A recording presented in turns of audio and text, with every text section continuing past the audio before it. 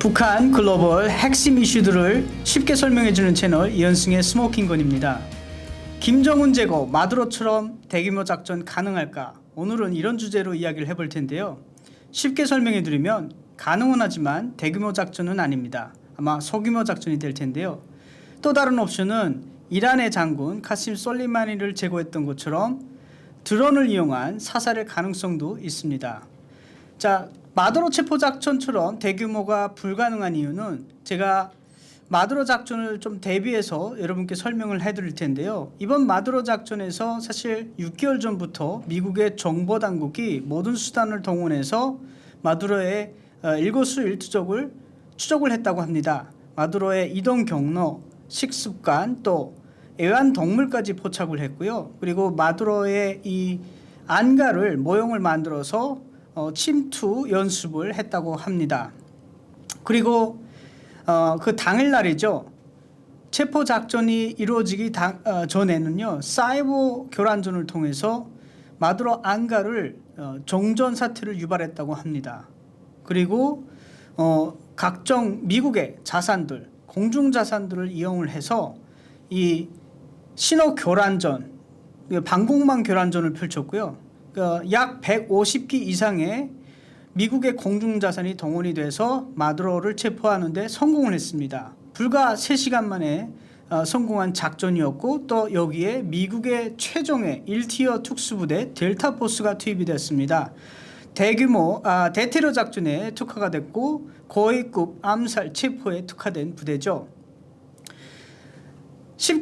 이게 지금 현재로서는 북한을 우리가 이런 작전을 과연 수행할 수 있을까 바라볼 때 몇 가지 난관이 포착이 됩니다. 첫 번째로 말씀드리면은 지정학적으로 사실 불가능해요.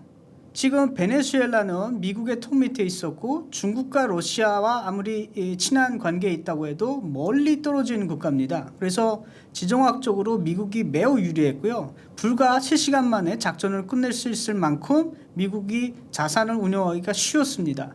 그러나 북한은 미국과 멀리 떨어져 있죠.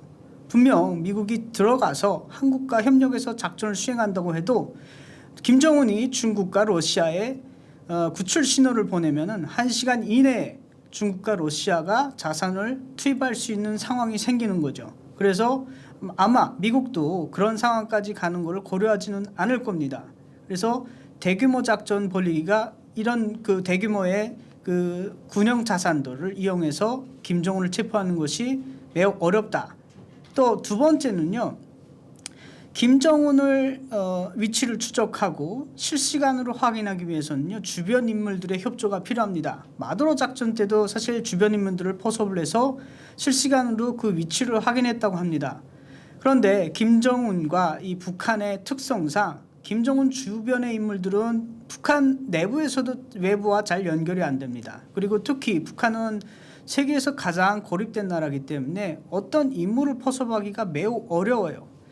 그렇기 때문에 사실 북한에서 있는 김정은 주변에서 김정은의 동태를 알만한, 확인해 줄 만한 사람을 포섭한다는 것은 사실 불가능에 가까운데, 그래도 만약 미국이 마음을 먹는다면 그 사람의 친인척, 또 해외에 나와 있는 친인척들을 통해서 접근이 가능하다, 이런 말씀을 드리고 싶습니다. 그렇지만 불가능 쪽에 가까워서 사실은 이것도 제가 옵션에 놓지는 않는데요. 딱 그런 난관이 있다, 이렇게 말씀을 드리고, 북한에서 이 미국이 자산이 운영되기 전에 포착을 된다면은 북한도 반격을 할 것이고, 또 미국이 항공모함이나 미국 자산이 들어올 때마다 북한은 매우 신경을 곤두세우고 있습니다. 그래서 군사훈련을 비난하고요, 미국이 어떻게 움직이는지 매우 이제 추적을 하고 있죠. 그래서 또 한국도 사실은 이제 미국의 이런 협력을 해줄지도 또 모르겠고요. 또 다른 차이가 있다면은 사실 북한과 김정은, 그리고 베네수엘라의 마두로의 차이가 또 있습니다. 바로 이 측근들인데요. 현재 마두로와 함께 있었던 베네수엘라의 그 측근들이 미국과 항전을 하겠다고 지금 성명서를 발표하고 막 있는 것이죠. 그런데 이들은 사실 마두로와 함께 경제적으로 이권으로 묶여 있습니다. 지금 트럼프 대통령이 소탕하려고 했던 마약 유통이라든지 이런 부분이 다 군부의 카르텔 쪽에서 운영을 하고 있고 생산을 하고 있었거든요. 그러니까 이 베네수엘라 군부는 마두로와 함께 이권으로 연결되어 있고 이 충성심이 경제적 이권에서도 나오는 겁니다. 그렇기 때문에 사실 지금으로서는 어떻게 마두로와 엮일지 본인들 타산을 하고 있을 거고요. 그래서 실제는 항전보다는 아마 눈치를 보는 상황으로 갈 것 같습니다. 근데 북한은 여기에서 완전히 다른 것이 보통 우리가 북한 엘리트들 또 측근들이 김정은과 막 경제적으로 연결되어 있고 이권이 묶여 있다고 생각하시는데 우리가 간단히 생각해 보면요. 북한의 엘리트들 경제적으로 이권이 묶이지 않았습니다. 북한의 고위층들이요. 자산이 없습니다. 그들이 가지고 있는 부동산이 없고요. 그들이 뭐 은행에다가 돈을 넣을 수 있는 은행 계좌가 없습니다. 그들이 해외에 나가지 못하기 때문에 해외에다도 돈을 못 보내고 있어요. 조금 뇌물을 받은 거는 본인들이 막 그 집에다 감추고 있을 텐데 그 외에는 김정은과 함께 직접적으로 경제 공동체를 구성할 만한 이유가 없다는 것이죠. 그렇기 때문에 지금은 김정은의 측근들은 생존을 위한 충성을 하고 있는 겁니다. 김정은이 막 고사총으로 쏴 죽이고 하니까 그런 이유 때문에 사실 생존 본능으로서 붙어 있는 것이지 이게 어떤 마음에서부터 우러나오고 또 경제적 이권이 막 연결이 돼서 김정은에게 충성하는 게 아니거든요. 그래서 김정은이 완전히 뭐 제거가 되든지 김정은이 사살이 된다면은 이 북한의 엘리트 계층이 김정은을 대변해서 미국과 협상, 미국에 위협을 가하거나 또 핵을 사용하겠다고 한국을 위협하거나 이런 사태까지는 안 갈 거라고 저는 생각을 합니다. 그래서 뭐 미국을 향해서 항전을 한다거나 한국을 향해서 도발을 한다거나 이런 사태가 안 일어나지 않을까 이렇게 생각을 해요. 또 만약에 김정은이 체포가 돼서 미국으로 압송이 된다면 그렇게 된다면은 신변을 확보하는 게 먼저기 때문에 그 측근들도 쉽게 도발을 못할 것이고요. 그래서 김정은 체포 작전이 소규모로 이루어질 수밖에 없는 게 최근 몇 달 전 뉴욕타임스가 미국의 해병대죠. 네이비실 팀 6라는 1티어 특수부대가 2019년에 북한에 침투해서 도감청 장치를 설치하려다가 실패하고 민간인까지 사살했다는 뉴스 기사를 낸 적이 있습니다. 이 기사의 신빙성에 대해서는 아직 논란인데요. 만약 정말로 특수부대가 가서 도감청을 하려고 했다면은 뭘 의미하냐면 이거는 김정은을 제거할 수 있는 소규모 부대가 북한으로 갈 수 있다는 의미도 됩니다.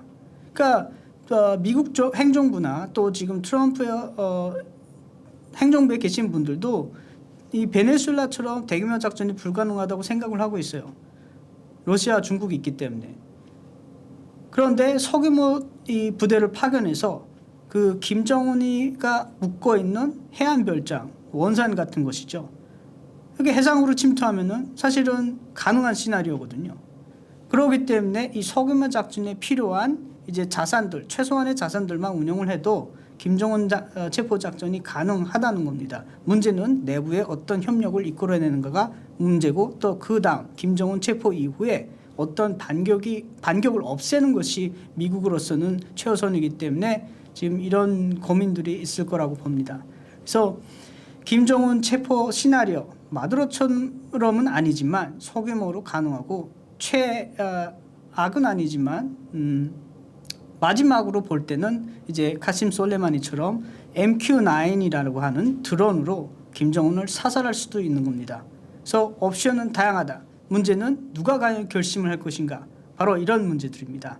오늘 마두로 제거와 관련돼서 김정은도 그런 체포가 가능한지에 대해서 살펴봤는데 여러분도 여러분의 의견을 댓글로 달아주시면 감사하겠습니다. 이현승의 스모킹건 여기서 마치겠습니다. 감사합니다.